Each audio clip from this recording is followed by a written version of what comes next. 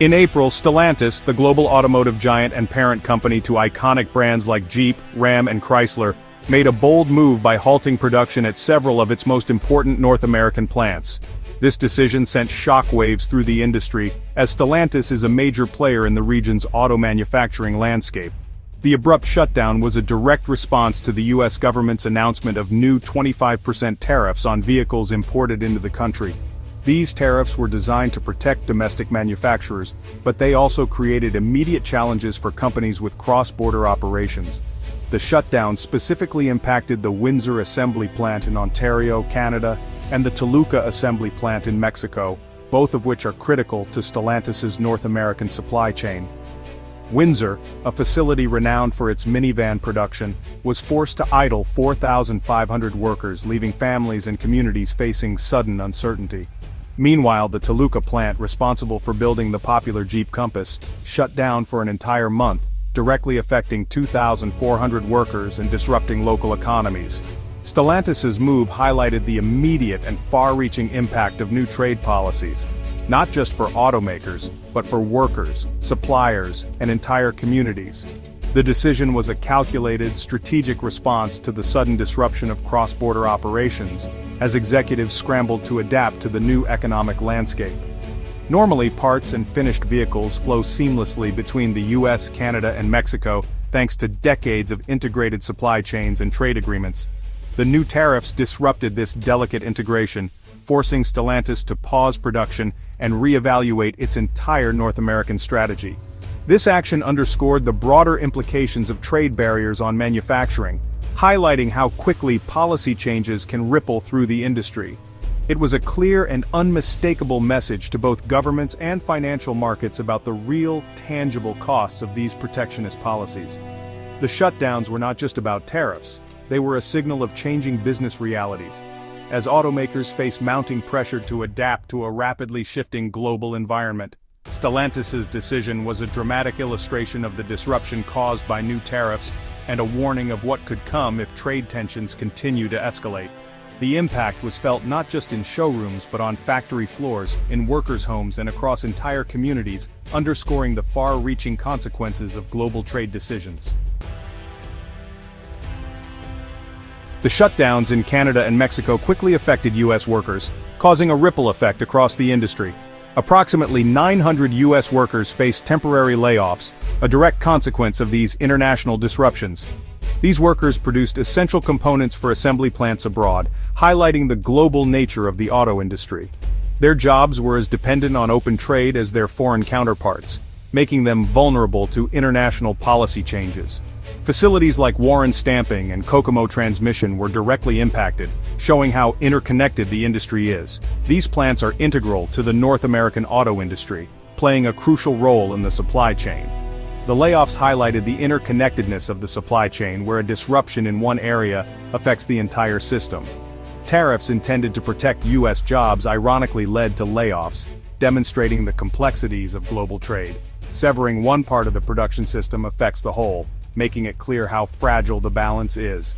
U.S. parts workers' jobs are linked to assembly jobs in Canada and Mexico, creating a web of interdependence. The layoffs were a stark reminder of the realities of modern economics, where local actions have global repercussions. Economic policies can have unforeseen consequences, affecting families and communities in unexpected ways. For affected families, trade policy became a personal issue, impacting their daily lives and financial stability. The situation underscored the delicate balance of international trade, where every decision can have far-reaching effects. Understanding these complexities is crucial for policymakers, businesses, and workers alike. The situation underscored the delicate balance of international trade. The North American auto industry relies on a complex supply chain. Just-in-time manufacturing means parts arrive exactly when needed. This system is efficient but fragile, disrupted by new tariffs. A vehicle's journey involves multiple cross-border component transfers. The Chrysler Pacifica's parts come from Indiana and Michigan. These parts are assembled in Windsor, Canada. The Jeep Compass relies on U.S. parts flowing to Mexico. Trade agreements like NAFTA and USMCA facilitated this integration. Tariffs challenged this operational model, halting just-in-time systems. Stellantis's plant idling stopped demand for U.S. parts. The supply chain's interconnectedness means disruptions have wide impacts. The modern supply chain is an ecosystem, not a linear process. A disruption in one area can cause a collapse in another. Stellantis's sudden shutdown sparked a wave of strong and often emotional reactions from both company executives and union leaders. The closures sent shockwaves through the automotive industry, leaving many to question the future of manufacturing jobs in North America. Stellantis framed the decision as a necessary response to new economic realities, citing global competition, shifting consumer demand, and rising costs as key factors behind the move. The company emphasized ongoing engagement with governments and suppliers, insisting that collaboration was essential to navigate these turbulent times and ensure long-term stability.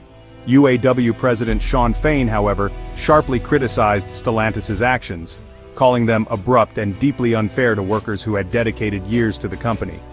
He accused the company of treating workers as collateral damage in a larger corporate strategy, arguing that employees were being sacrificed for profit margins. Unifor President Lana Payne also weighed in, criticizing not only Stellantis but also U.S. tariff policy, which she said made the situation even worse for Canadian workers. She warned that the closures and trade tensions would cause severe harm to auto workers and their families on both sides of the border, threatening entire communities. The public statements from both sides revealed deep and widening fault lines in the dispute, with little sign of compromise. Stellantis viewed the shutdowns as a tough but necessary business response, while unions saw them as a betrayal of trust and loyalty. For workers on the ground, it was a confusing, frightening, and uncertain time filled with anxiety about their livelihoods and the future of their communities. They faced blame and pressure from multiple directions, caught between corporate decisions and public scrutiny. Regardless of who was at fault, the immediate result was clear: empty factories, lost jobs, and an uncertain future for thousands of families. The clash between unions and executives highlighted the deep complexities of modern trade, labor relations, and the human cost of economic change. Ford and GM took different approaches to the tariff challenges. Neither company announced production cuts or layoffs. Ford launched a sales event, positioning itself as the patriotic choice. GM increased pickup truck output, signaling stability. Their strategies contrasted sharply with Stellantis's shutdowns. Ford and GM used the situation as a competitive opportunity. Strong first-quarter sales provided a buffer for these companies. Stellantis, with more production in Mexico and Canada, was more vulnerable. Ford and GM's actions showed different corporate philosophies. The divergence raised questions about the necessity of Stellantis's actions. The situation highlighted the impact of corporate strategy on workers. Ford and GM's stability contrasted with Stellantis's crisis mode. Stellantis's shutdowns followed a turbulent and uncertain period for the company. Leadership changes and ongoing labor disputes marked the preceding year. CEO Carlos Tavares' resignation only added to the instability. The company faced declining sales and increasingly strained labor relations.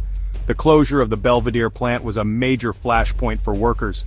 The UAW accused Stellantis of failing to honor its commitments. A national strike was threatened but resolved by reopening Belvidere.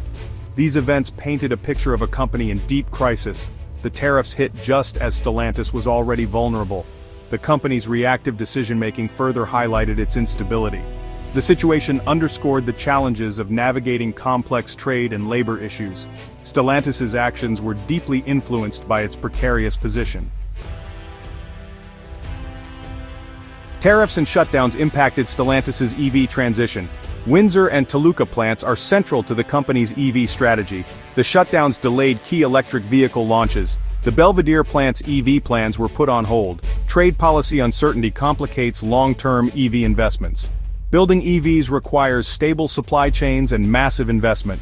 Tariffs add financial risk, deterring investment in EVs. The situation threatens the broader goal of electrification.